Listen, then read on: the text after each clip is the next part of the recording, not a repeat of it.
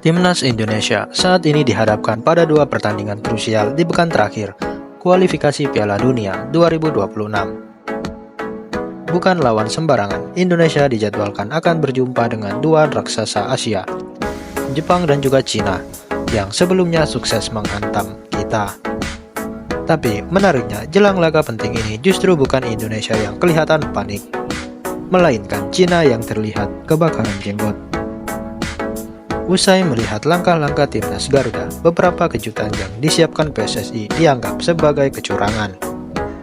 Bahkan sampai-sampai mereka menyebut Indonesia lebih mirip Belanda dan menuduh FIFA membela Indonesia.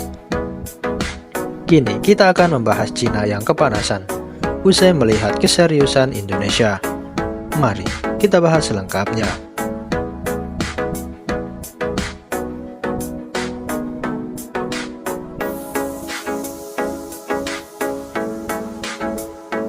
Timnas Indonesia tengah menghadapi fase krusial dalam perjuangannya menuju Piala Dunia 2026.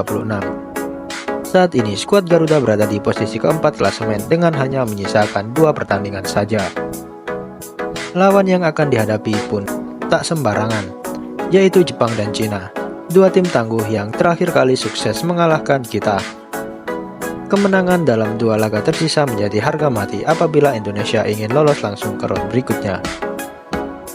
Sebaliknya, jika Indonesia sukses memenangkan 1 laga saja, maka skuad Garuda harus melewati ronde keempat demi lolos ke Piala Dunia. Namun, secara realistisnya, mengalahkan Jepang adalah hal yang mustahil. Artinya, Indonesia harus all-in di laga melawan Cina, karena itu adalah tiket ke ronde selanjutnya, yaitu keempat.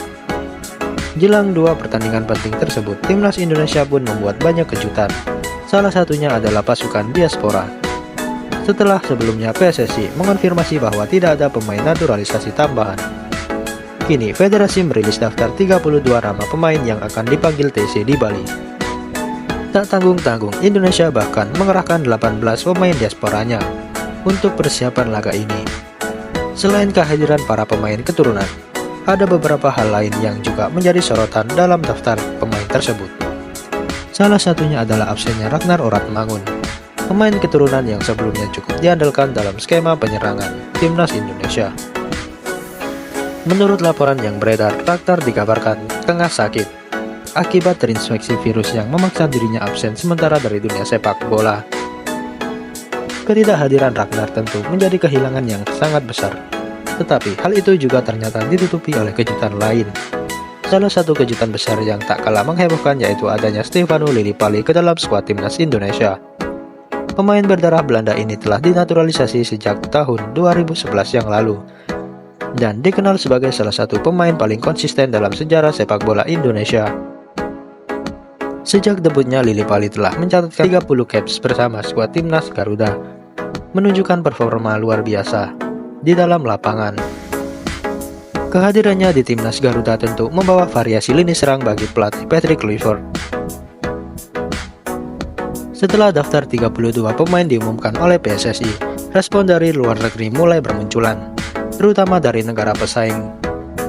Media-media Cina berbondong-bondong mencari konfirmasi lebih lanjut terkait komposisi pemain timnas Indonesia. Namun, alih-alih merespon dengan strategi yang lebih baik, media-media tersebut justru tampak kepanasan atas daftar pemain yang diumumkan. Salah satu media ternama Cina 163.com bahkan menyebut bahwa timnas Indonesia lebih layak disebut sebagai timnas Belanda daripada Asia Tenggara karena banyaknya pemain keturunan Eropa. Pernyataan tersebut mengacu pada fakta bahwa dari 32 pemain yang dipanggil ikut TC di Bali, 18 diantaranya merupakan pemain diaspora atau keturunan yang kebanyakan berasal dari Belanda. Ini sepertinya memunculkan kecemburuan bagi publik Cina yang merasa tidak adil bahwa timnas Indonesia dibela orang Belanda. Media 163 juga tidak langsung mengakui keunggulan Indonesia dengan menyebut bahwa Cina sulit untuk menang melawan Indonesia. Selain karena Indonesia terlalu tangguh, Cina juga menganggap Stadion GBK sebagai kandang yang angker. Saat ini Cina bertengger di posisi juru kunci klasemen grup C dengan 2 laga tersisa. Cina wajib menyapu bersih kemenangan itu jika ingin lanjut ke babak berikutnya. Namun, melihat kekuatan Indonesia yang meningkat, Media 163 mengindikasikan bahwa peluang Cina sangat tipis. Kekalahan dari Indonesia akan membuat mereka praktis tersingkir lebih awal di panggung Piala Dunia.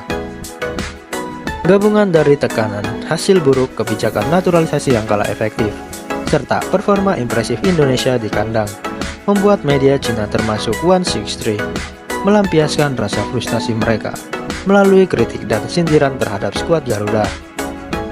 Namun, hal ini sebenarnya justru semakin menegaskan bahwa Indonesia kini dipandang sebagai kekuatan baru di Asia Tenggara dan mulai diperhitungkan secara serius di Asia. Tak hanya 163, media Cina lainnya seperti Sohu juga tak mau ketinggalan menyoroti perkembangan kekuatan timnas Indonesia. Namun, berbeda dengan 163, pendekatan yang diambil oleh Sohu lebih condong kepada menyalahkan pihak eksternal, terutama FIFA dalam laporan mereka.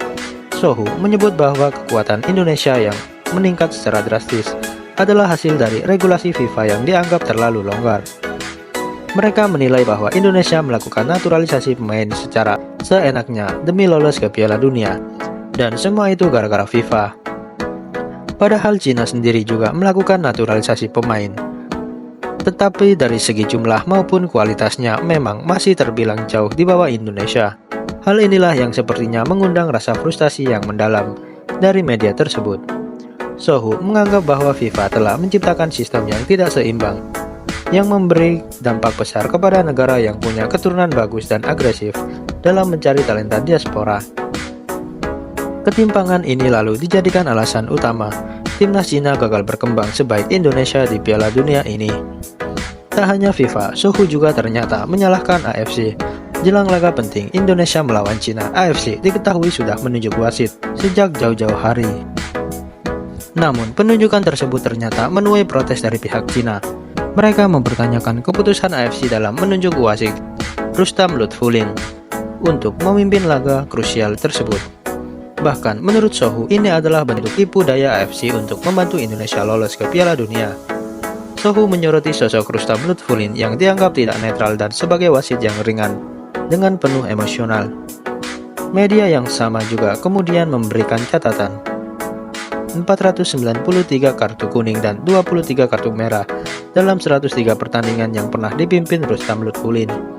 Selain itu, fakta Rustam Lutfulin sebelumnya pernah memimpin 2 laga Indonesia dalam ajang kualifikasi Piala Dunia 2026 juga menjadi sorotan mereka. Lutfulin pernah memimpin laga Indonesia melawan Filipina di ronde kedua dan Arab Saudi di SUGBK di ronde ketiga. Menurut Cina, kedua laga itu dimenangkan oleh Indonesia dengan skor yang sama, yaitu 2-0. Fakta itu pun jelas membuat mereka makin kebakaran jenggot. Sohu menduga bahwa AFC memang sengaja mengarahkan jalan Indonesia menuju Piala Dunia, menjebloskan Cina ke jurang neraka.